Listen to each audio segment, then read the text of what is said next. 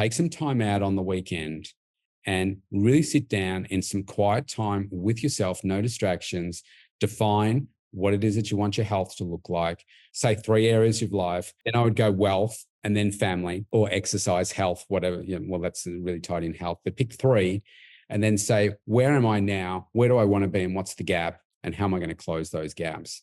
Because so many people just go from stressed situation from day after day after day with no purposeful plan, because again, they don't really define what they want, why it's important, et cetera, et cetera. So I just wanted to kind of relate that to maybe your audience that are thinking, well, how does this relate to wealth creation? Without, you could have all the wealth in the world, but if you don't have health, you've got, doesn't matter how much you got, it's all going somewhere else.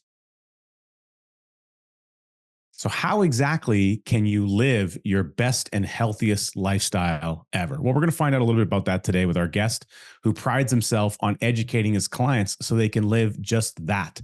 He's had 36 years of fitness and nutrition expertise. He's an internationally published author, a podcast host, over 3,000 episodes and counting, including this one today, a motivational speaker, and a chartered accountant and business coach. Welcome to the show, Robb Evans. G'day, Richard. Thanks for having me on the show. It's a pleasure. And hi, Vernon. Morning, Rob. Well, one thing that's really fun, I think, for our guests to know is that I cracked a little joke before we hit the record button here. Of course, that you're joining us today actually from tomorrow, which is great. We've got a few time zones in between us during this recording. So setting up an interview is always a bit of an interesting trick when you're working in a global scenario. But the fact that we're even able to do that is pretty amazing on its own. And you've been hosting, you have a podcast you do every day, and you've committed to that. You've got this amazing thing for anyone watching on YouTube. You've got Mental Toughness and Body Show there. And I'm curious a little bit, we're going to get into your story a bit more, Rob, but let's talk about the podcast for a second, because 3,000 plus episodes is a feat. I don't know anyone else who's accomplished such a feat. What's the drive and what's the decision-making process that you made to honor that commitment? Yeah, it's interesting. I actually have 2 podcasts. So there's this one, the Mental Toughness and Body Show.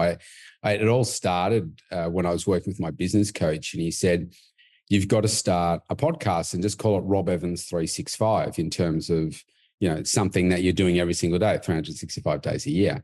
And so I started recording that, and that's the one that's the longest. So I think we've just clocked over 3,400 episodes. So he said, look, there's no one in your industry that's doing this. So he said, do it. Do the maths. We're over 2,000 episodes. So however many years ago that started, and I do it every single day. And with what I do with my clients and my own self-development, like success only comes through the things that you do every single day. And yeah, like you said, I don't know anyone that's done more than 3,400 episodes of podcasts. And I would put money on the fact that there's not someone out there that's doing 2 podcasts every single day. Public holidays, Christmas, you name it, I do them. And I guess what drives me to do it, it's not like I've got millions of followers and things like that. I remember I met Dr. Phil, and he was, don't quote me on the numbers, I might get that wrong, but I think the time that I met him, I think he had just recorded like his 3,000th episode in, like his Dr. Phil show. And I thought, wow, I want to beat that. I want to get to 10,000, and obviously different contexts and stuff. And then there was like the Joe Rogan show, and like he didn't even have 3,000. I thought but at the time I only had, like 100 or something. And I'm like, okay, I'm going to beat that number. Yeah, I may not get the number of listeners, but I can certainly pump out the, quality and volume and stuff. And I think as time has gone by, I think it's more about also a legacy that I can leave behind. Like where this came up for me was during COVID. Like here, well, you guys there in Canada as well were locked down similarly to us, but no other city was locked down as many days as we were here in Melbourne, like over 300 days. And I was thinking at the time, gee, if my grandparents were alive, imagine what it would be like to have a conversation with them that have gone through, like the First World War, just start to get better, go through the Great Depression, get through all of that. And then they get the Second World War. And like you think about what they had to deal with, like my grandparents, they had Like they grew their own vegetables, they grew their own fruits, and that because they had to. And a lot of the biggest challenge for a lot of people in our countries are, what am I going to binge watch on Netflix and what am I going to order on Uber Eats? It's like and I just thought, gee, imagine if you could have gone back and listened to their podcast in that time to hear what they had to go through. So I thought, well, you talk a big game, Robb Evans. Why don't you, through COVID, keep talking about all of this stuff, because it's such a unique time in history. And so now I think about, my girls, and if my eldest one decides to have kids, then it's for their kids and the future generations and that kind of stuff. And so when I travel around, people give me feedback about how they like the show and what they like about the show. So I like to say, well, what do you like about it? And it's just really cool. I mean, we've got the benefit of the technology to be able to connect like this wherever anyone is in the world, and just to have it digitally there forever to make a difference to somebody. If you can impact one person, I started the podcast for one client that was having a really, really tough time, and I wanted to get them to create some habits and stuff. And I just had that one client, and now I think it's over 70 countries, and it's cool. I just really enjoy the process. For me, it's a good discipline to just, like, twice a day. It's just a habit now, like getting up, putting on my shoes. I just do it twice every single day, and it challenges my thinking. It's also helped me practice my public speaking, because I was a bit of that in my speech, and I wanted to get rid of that, and I wanted to be more confident. And when I did speak to people, to be able to be a conversationalist as well, and not just be thinking, oh, I don't know what you're going to say. I'm just going to disappear now because I don't know what to say. I'm scared, And I used to hate public speaking, and now it's like, let's go. That's awesome. Hey, Robb, that's a great response. I'm just curious. I see your, I don't know if that's a brand logo or just that Mental Toughness and Body Show there. I just have a question for you about mental toughness. You said you started the podcast for just one client and they were having a tough time. Like, there's a lot of people out there who are trying to make different changes, trying to build habits. I mean, Rich and I talk to clients all the time about developing rhythm as it relates to implementing a process and that sort of thing. Where would you say would be a really good starting point if there's somebody who's struggling, let's say specifically with something in their health, to build a habit, to build that mental toughness, to get beyond decision fatigue and all these kinds of things that people deal with? Like, where's a really good starting point to start to build a new habit and get into a rhythm on a new process? Yeah, sure. Yeah, so the Mental Toughness and Body Shows was the second podcast that I started. And what happened was, just at the start of COVID, I think just before COVID started, my coach reached out to me and he said, you need to start this show. And so then I started, and then it obviously then was a perfect segue into COVID. With the clients that I work with, like, we all have stuff going on in our life. And when people, like, I've been in business full time for 15 years doing this now. And when people first started to come to me, it was about, I want to lose weight. It was all weight loss. COVID happened. And now when clients come in, they rarely mention weight loss. It's about, they want to be healthy. They want to get more energy in their life. Some people want to start families and put themselves in a better health position. And then others will say, yeah, I'd like to lose some weight as well. And so then when you pull apart what has put people, like, where we are right now, and you can kind of reverse engineer. So what's put you to this place? And with everybody's busy lifestyles and so forth, I think people overcomplicate what it is that they need to do. And they get so complacent with their lifestyles that their health can often deteriorate. And then if they're in a partnership with somebody else in the household, then complacency can really set in for people. And say, well, I don't have to look good for you now, or that motivation for what has happened to have them optimize their health at one point, or the aesthetics anyway, has gone, and they just get worse together. It's like broke plus broke doesn't equal wealth, right? It equals more broke, and then you just get, it gets worse and worse. And it's the same mentally as well. I saw some numbers the other day where we are now living, despite past world wars and everything. In a global situation, the mental health of the globe is worse than it's ever been before.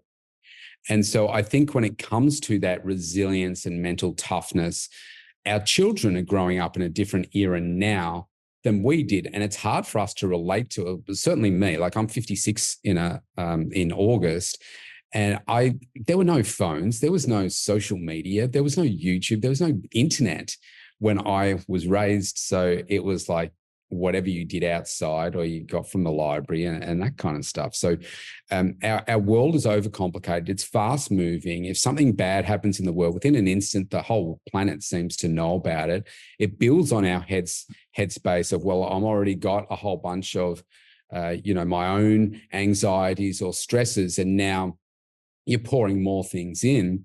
I like to keep things really, really simple. And I say, well, what I find stops most people is when it comes to their health and improving that is, what does your health really mean to you? And like we could have a conversation, which would be long, around for each of us. What does health mean to you? Like if I explain to you in detail what health really means to me, it'd probably take 25 minutes because I've drilled down so heavily on what's important to me. And it's almost like taking that little snowflake and making it 2 snowflakes, and it's gathering momentum down the hill. And before you know it, it's this snowball that's going to crash the whole house.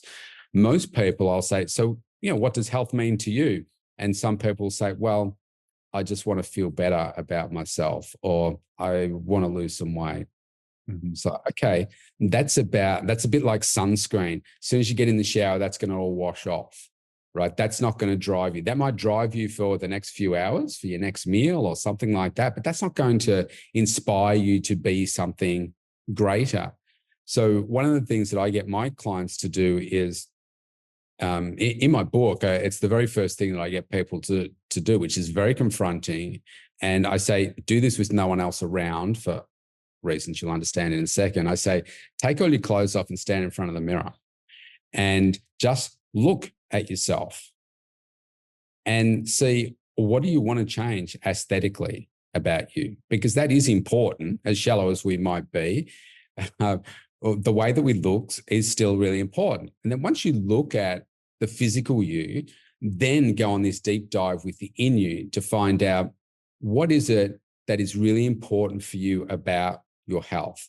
Some of the key things for me that have changed, for me, it started with aesthetics. And then it was about my self-image, like how I thought about what I saw, and then how I thought about myself, because I had a lot of toxic energy within my conversations with myself as a young kid.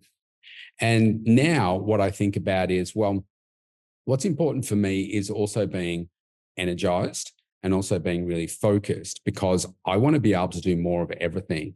And so I can only do that if I come up with a really solid foundation, just like our house. We have slabs here. I don't know what it's like in Canada, but we have to build houses on slabs here.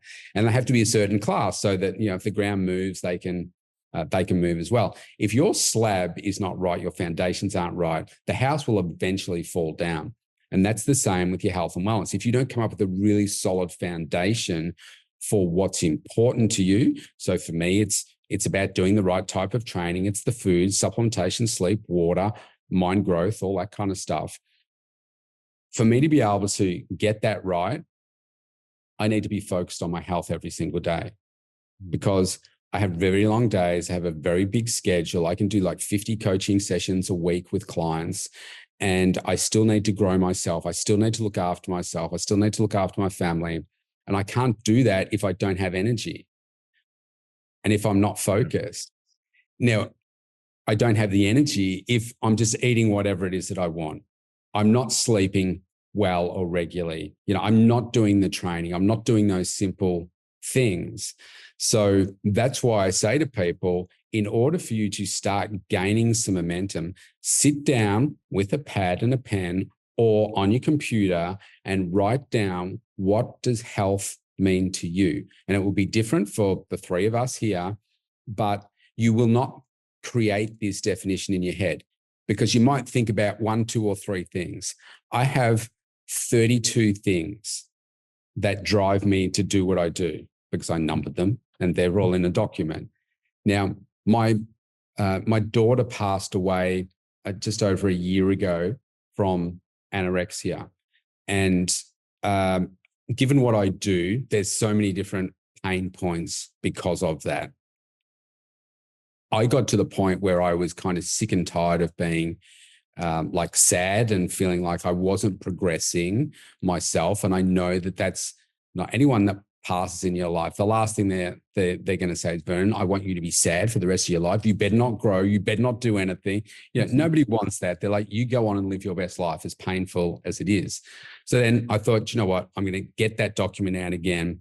And within about 7 minutes, I added another 10 things as to how I can use my daughter to help strengthen my definition of health and help me grow forward. My point is, I now have 42 reasons, and there's no way I could ever have come up with all of those in my head, because it's like you're creating momentum, right? You've written a couple of things, and there's like, oh yeah, and then there's that, and then there's that next thing. So to help people get started, I would say, well, come up with what is that first thing that's in your head. You want to look good. Okay, fantastic. What else?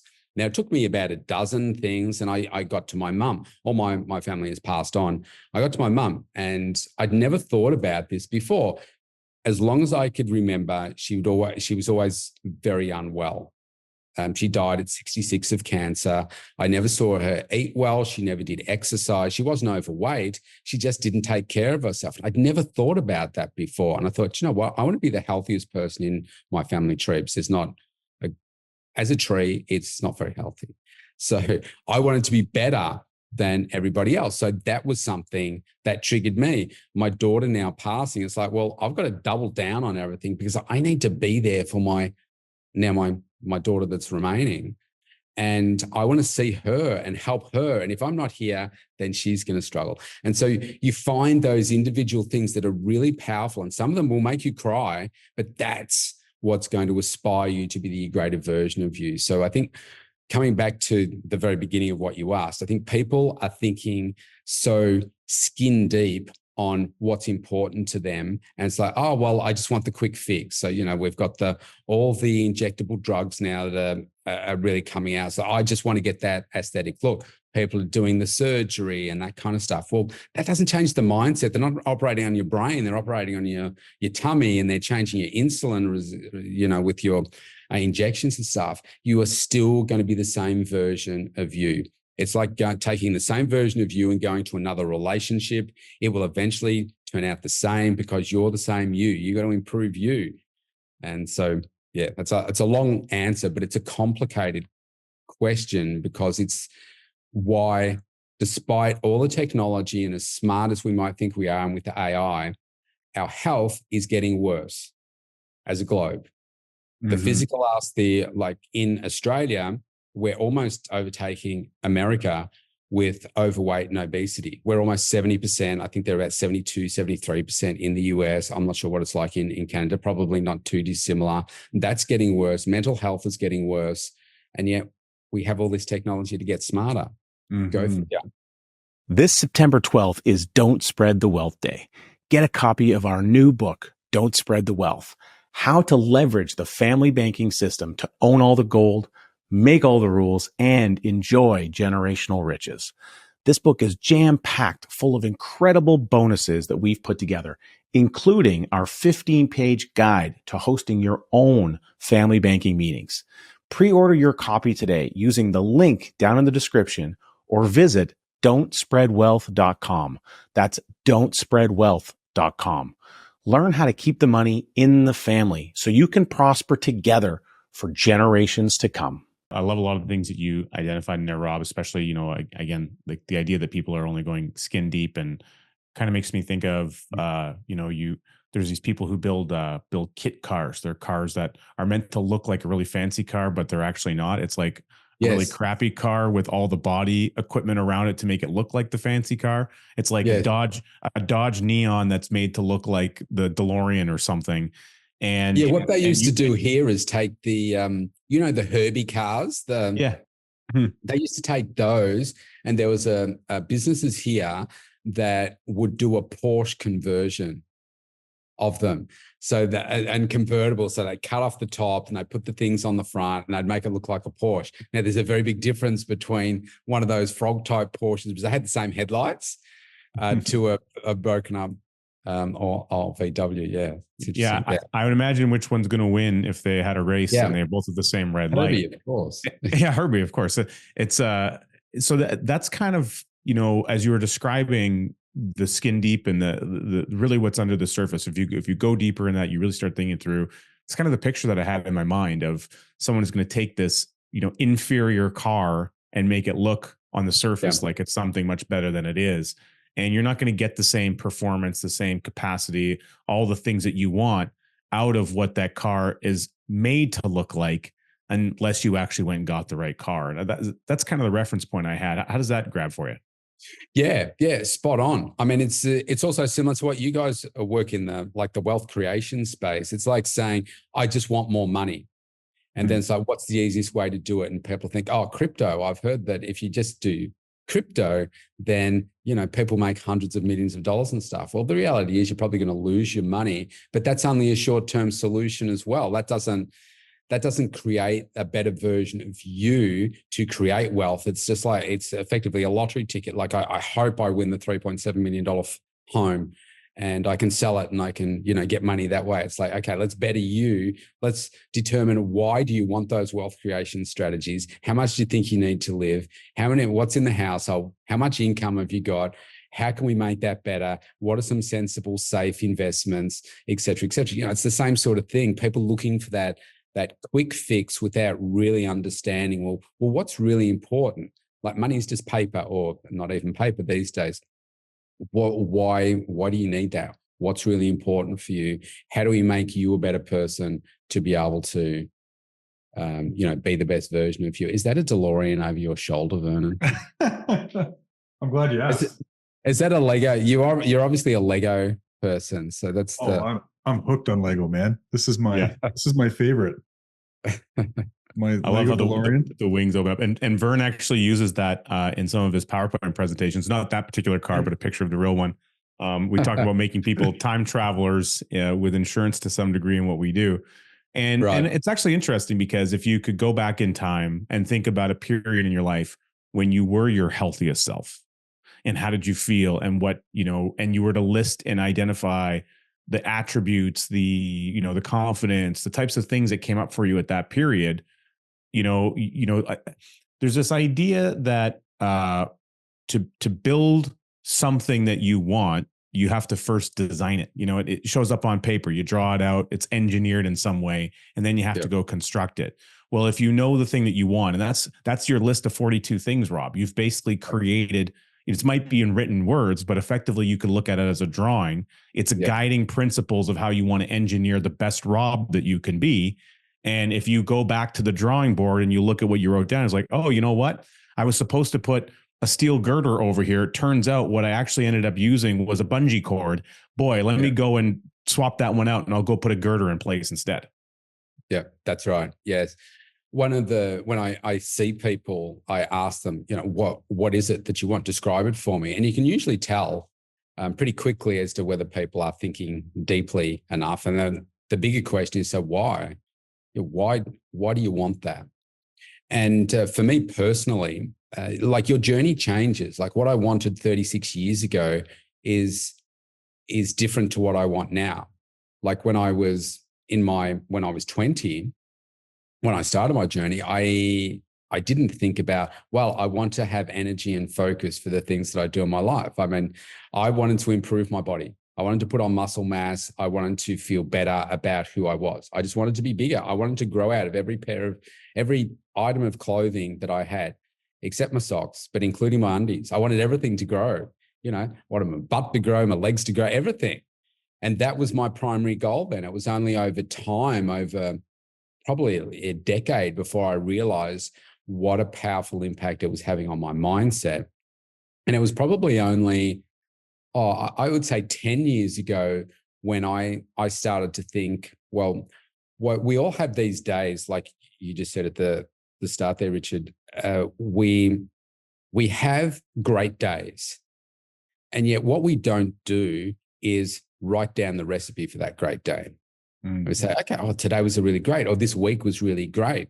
It's a little bit like you made a great chocolate cake, but you didn't write down the recipe. And then you spend, next time you make it, you try and remember. So what did I do? And then you forget something. You didn't bake it as long. You missed an ingredient or something like that.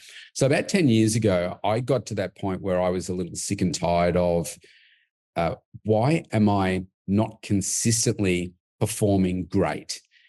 And I would have like a couple of weeks of greatness, if you like, in my business. And then a couple of weeks would go by and I'm like, I feel like I'm just complacent. Why is that? So I thought I'm going to create a checklist of all of those things that I think I need to do every single day so that at the end of a day, I can say that was a great day. And then over time, if I did that forever, I would grow and I would become more successful. And so I came up with, it was about a dozen things on that list. And so every day I would tick them off. I don't print anything now, but I don't have a printer, but I create a spreadsheet with all little check boxes and I tick them off 5 days of the week. And then I would realize that when I did some of these things, it was great. If I missed some, it really didn't matter. And then there were other things that I added over time. Now I don't have a hard copy list because I've just embedded it into myself.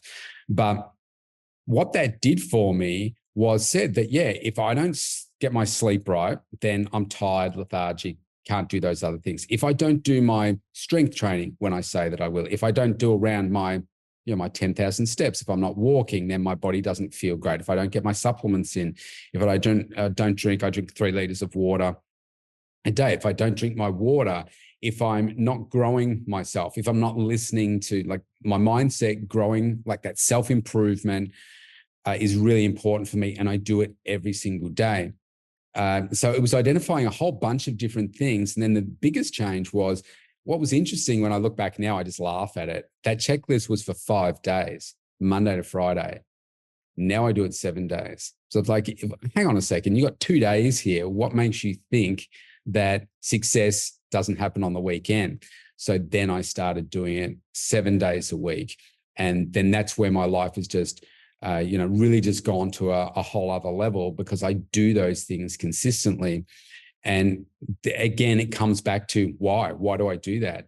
And so one of the things that changed for me is where I said, I want to show up as the best version of myself every single day. What can I do better today than yesterday?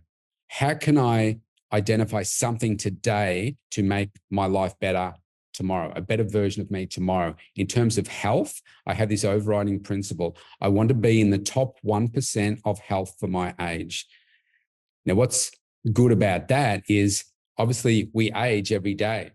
We tend to only notice it once a year when we have our birthdays, but every year, I don't want to be healthier than my 20s because I've been healthy all the way along, but I want to be in the top 1% of age-related health, right? And I am doing that. And I find that's really exciting because that can move with you. And as people get older and I get older clients come in, I can see what happens with 20, 30 years of, I'm going to say abuse, but where you're not focused on your health, you're eating whatever, you're drinking whatever, you're not exercising, whatever. And it shows up in ways that you really don't like. Whether it's, some sort of illness, disease, just pain, lack of energy, etc. And so I find that those guiding principles take me through every day. Now, having said all that, it also attracts a lot of criticism because people will criticize me to say, well, why do you live like that? You don't have to do this 7 days a week. When do you have fun? Because I don't drink, I don't smoke, I don't take drugs, don't do any of that stuff. I don't really enjoy going like dining out, that kind of stuff. People think that I don't have fun. Why? Because the way they have fun is by getting drunk, doing drugs, going out, doing all that kind of stuff. I just have fun by doing things like this right now. It's a Saturday morning here. I guarantee you probably 90% of the Victorian population is in bed still. But this is an opportunity to grow yourself, connect, make yourself greater, have an impact, and leave this place a better place than it was when I got here. So I think it comes back to, there's some high level things that help drive me to do what I do every single day. I love the 1%, top 1% for your age. And what's interesting about that statement, as well as the idea that success happens also on the weekends, those are really interesting principles, I think, for people to take away from this. If you're taking notes while you're listening, these are good ones to write down. But what's nice about, the top 1% for your age, I'd never considered that before, but I like it because of the specificity. So it's something that's measurable. You can measure you, and then you can stack that up against statistics that you can find about people in your age category. And so, a lot of times people will put these kind of pie in the sky ideas of what health is. And they'll say, I want to be A, B, and C, but there's no relevance point for them to be able to say, what does that actually mean? Like, it's not tangible to some degree. And your goal that you've identified is something that has tangibility because it could be measured. And if you don't have something that's measurable, then it's really hard to determine if you're on track or not. If you can't find out if you're on track or not, then it's easy to fall off track. Yeah, absolutely. And like you say, I mean, you can use some AI tools, just like ChatGPT, and you can jump in there and say, okay, just search for what it is that you want to and statistics and that kind of stuff. Another good way is you can find a DEXA scan. So I don't know whether you've heard of those, but DEXA. So it's generally in hospitals, they're used for scans of bone density and so forth, but you can use the same machine, different settings to work out body composition. And depending, if you ever do have a DEXA scan, always go to the same place because the machines can be calibrated a little bit different. You want to be consistent with doing it. But that will give you in the report, it will tell you where you sit in terms of percentage for your age, in terms of body composition. That's just body composition, right? So just because you show up maybe looking good doesn't mean you're healthy on the inside. And I think bodybuilders are a great example of that. You might think that they look great on stage, and that's debatable depending on your view of muscle density and so forth, but they're often not healthy. They don't have a healthy lifestyle. And so that's the key here. It's coming up with those things that you can implement in your life to progress your life. And how do you keep focusing on getting better and being that best version of you every single day? And if this is sounding overwhelming for people, then there can be a lot of things that you need to do consistently to get into that top 1% of health. But what I have to do is coach people so where are you now? And if I use an example, I've had clients come in and they'll eat 3 times a day, maybe 4. 3 of those are fast food. Like breakfast, they'll go through the drive-through of Macca's or something. Lunch, they might have KFC. Dinner, they might have Macca's or, some Chinese takeout or something like that. I was like, man, they're not getting the nutrients that they require in their body. So it's like for them to make a change, I say, okay, well, let's look at getting rid of the takeaway and replacing those meals. And if it's like, well, I can't do that, that's just too hard, it's too much. Well, let's start with one. Let's start with a breakfast. Let's start with something that's healthy, nutritious for breakfast, and tell them what to put in that, And so it's starting from where you are and just building on that. Water's a great example. I saw something yesterday, something like only 10%. What was this? It was 10% of the population, and this was in the US, the article was a little dated, do not drink any water. So they're getting liquid through, like soda, maybe tea, coffee, flavored milks, things like that, but no water. Something like 85% of the Australian adult population do not consume the recommended daily intake of vegetables. 85%. There's links with why is obesity getting worse, and overweight and diseases and mental health and everything. People just aren't fueling themselves the right way. And so it's simple. So if you take water and you're not drinking any, I say 250 mils, which is a cup, a metric cup, which I don't know how many ounces that is. Sorry, people in the US and Canada. Do you 8 ounces for US? I'm pretty sure. I might be wrong, but I think it's 8 ounces. Yeah, but in Canada, your mils, right? Yeah, your we're mils. Yeah. Maybe the king and queen years ago said, Canada, Australia, and the Commonwealth, you must do this. Only kilometers, no miles, no ounces and everything. Anyway, so wherever you are, so for here, 250 mils, increase it by 125 mils. Do it consistently for 3-4 days. If you think, yeah, this is pretty easy, take it up by a little bit. You don't need any vegetables. Start with a cupful or a handful, a fistful, if you like, of vegetables, and start there, and then just look to progress that throughout the day. And so then it becomes achievable, because most people, like, it's pretty much like this everywhere around the world. People get a good idea, go join the gym, and a typical gym membership lasts about 12 weeks. Starts with a lot of momentum. They start to get a little bit sore, can't be bothered, too tired, drop off, and then it's only the direct debit that's getting the workout in the future, and you're just not going. So we've got to do it in a way that is really sustainable for people, because it's not about a diet. It's not about a trend. It's about, how do we get you to follow the things that you can do healthily for the rest of your life? Wow. So this is really great, Rob, because you mentioned that there's a lot of things that you have to do consistently, to get to where you want to be, but you also kind of broke it down and said, start with really digging down and drilling down into, like, why on earth do you even want to make this change in the first place, and going beyond the surface and getting clear about that. And then the next thing that I pick from that is, start with something simple. Like, don't get overwhelmed with all these massive changes you have to make. And if one thing's too hard to do, well, anything that you do, if you don't walk at all, if you just after dinner go for a walk around the block in your neighborhood, like, that's going to be better than not having gone for that walk. So just start with something where you can build a habit on top of it. Yeah, because if there's 5, 6, 10 things that you need to do, and they seem a little bit, they're going to challenge you, when it gets tough, what do? You go back to you. So why did I start this? What was really important for me to do this for? You've got to keep connecting that.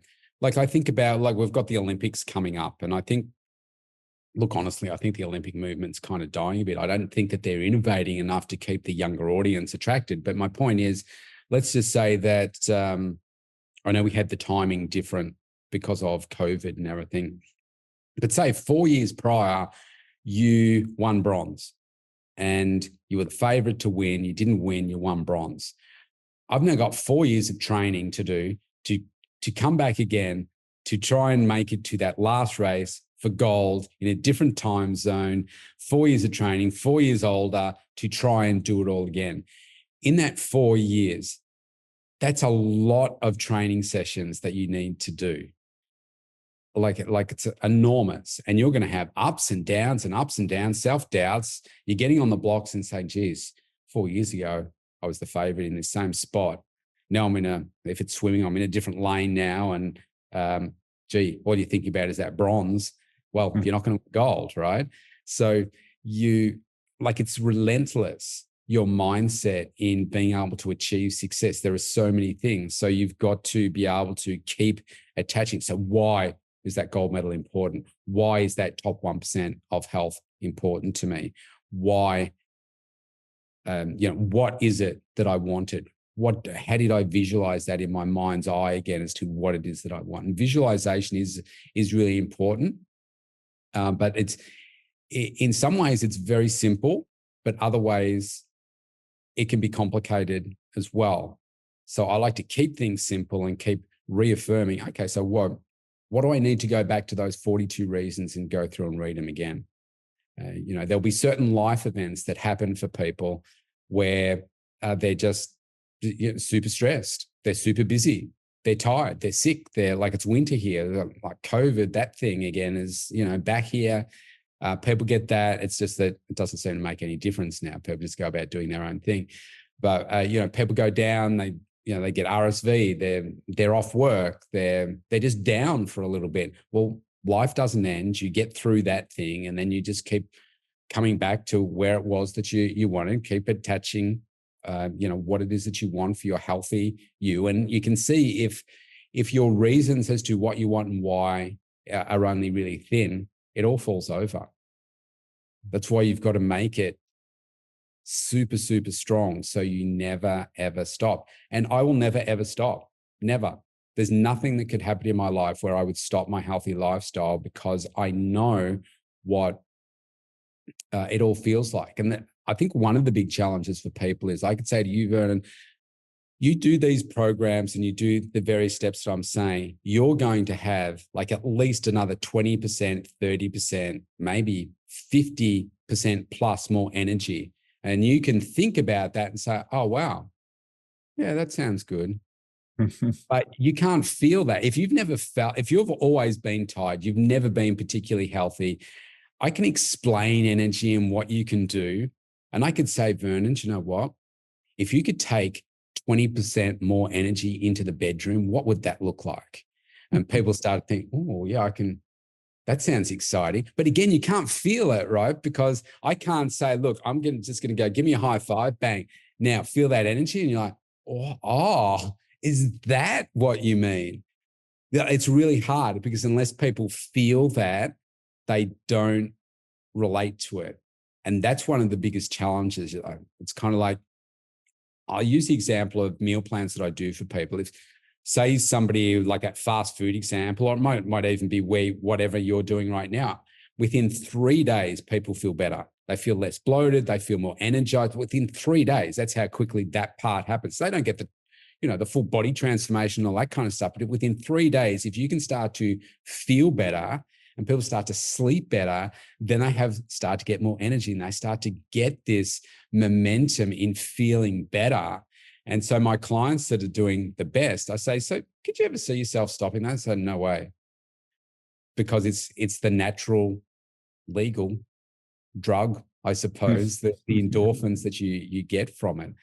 But explaining it to somebody is really, really difficult because you've got to feel it. There's so many similarities between all the incredible coaching tips that you've provided here for our listeners and what we talk about on a pretty regular basis with our clients around fundamentally it's behavioral change in their financial life. And that idea of, 20% better energy, 50% better energy. Well, the financial energy is running through your life every day. And the problem is that you're letting it leak out and giving it to someone else. And if you could maintain 20, 30, 50% more of that for your family's, internal utilization, then what would that do for you? Again, it's this thing that unless you've experienced it, you can't really see.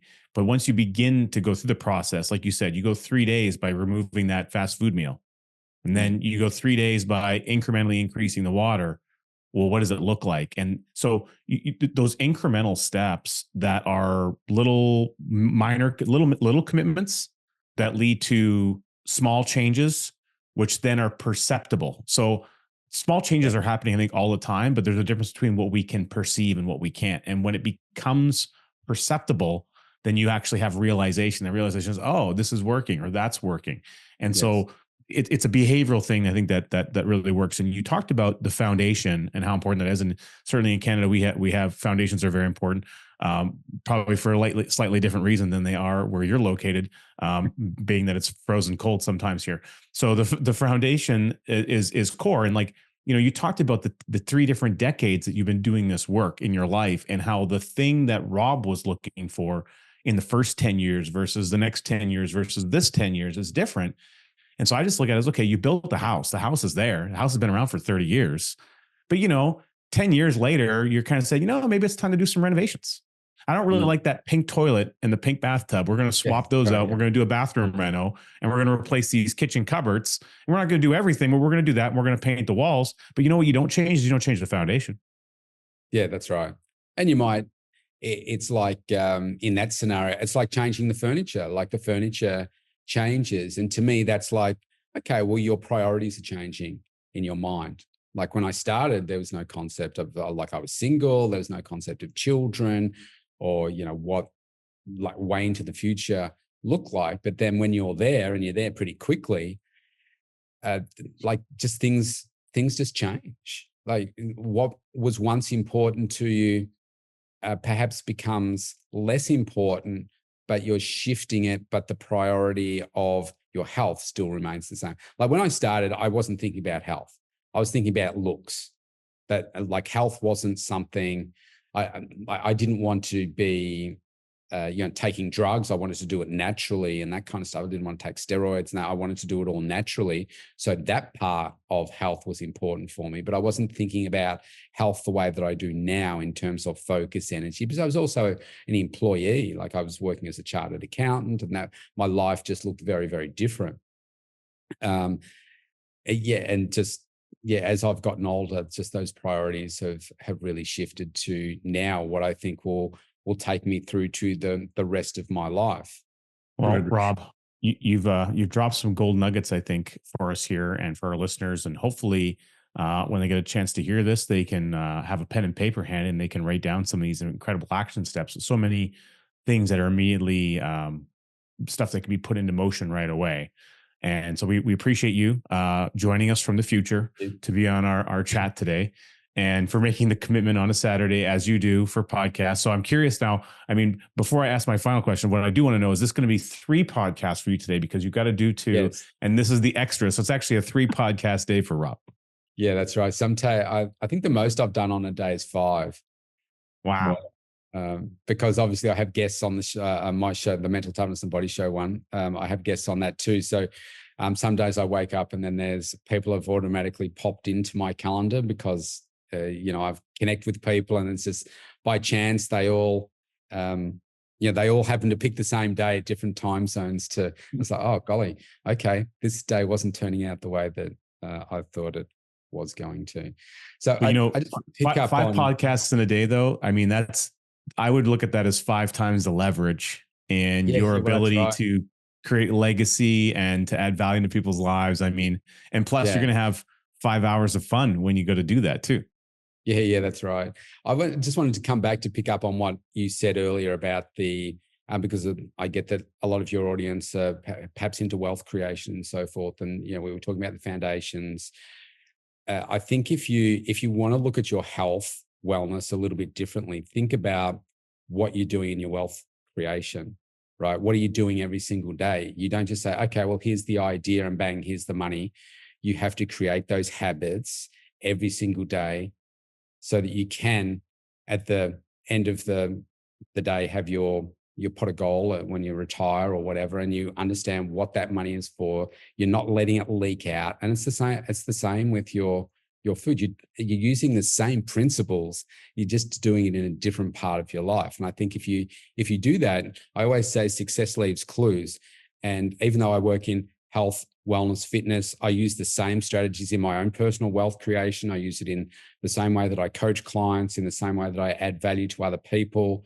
They're the same principles. It's just that people don't necessarily see it that way.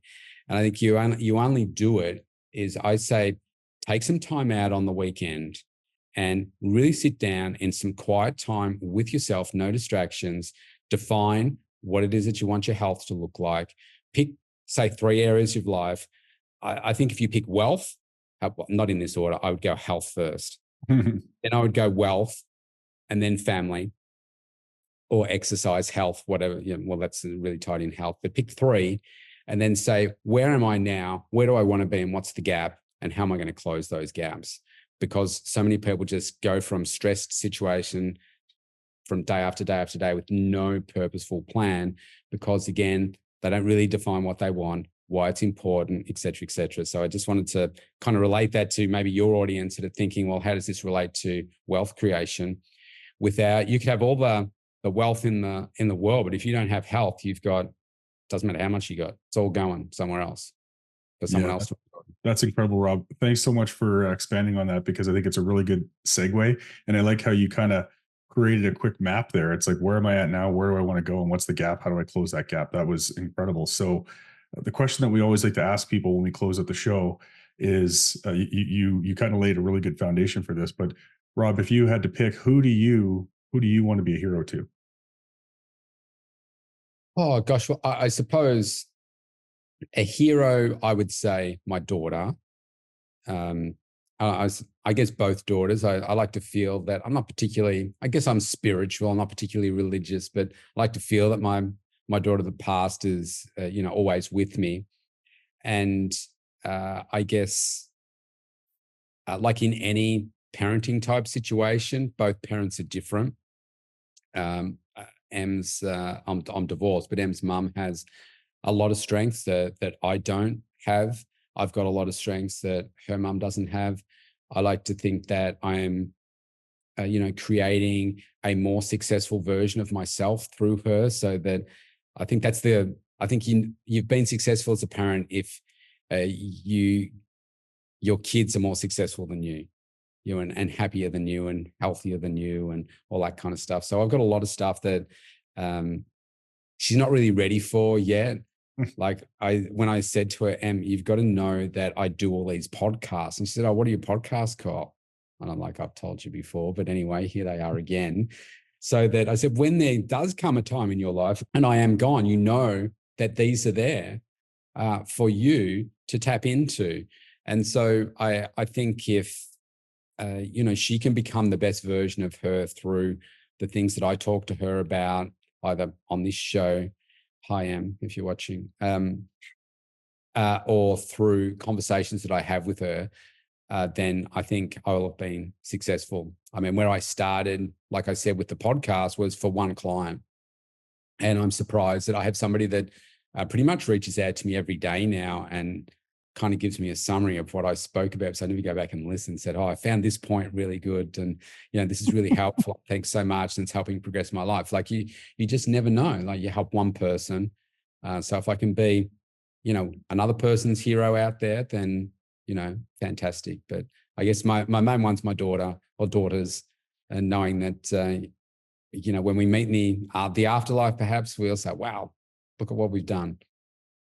Amazing. Love it. Robb, thanks again for being with us. So grateful for your time, your attention, and of course, your wisdom shared with our audience today. And for those of you watching us, of course, on YouTube, you'll see, poof, there's a beautiful video that just popped up right there. It says, watch me. So you should go ahead and do that. Till next time, everybody. Thank you so much.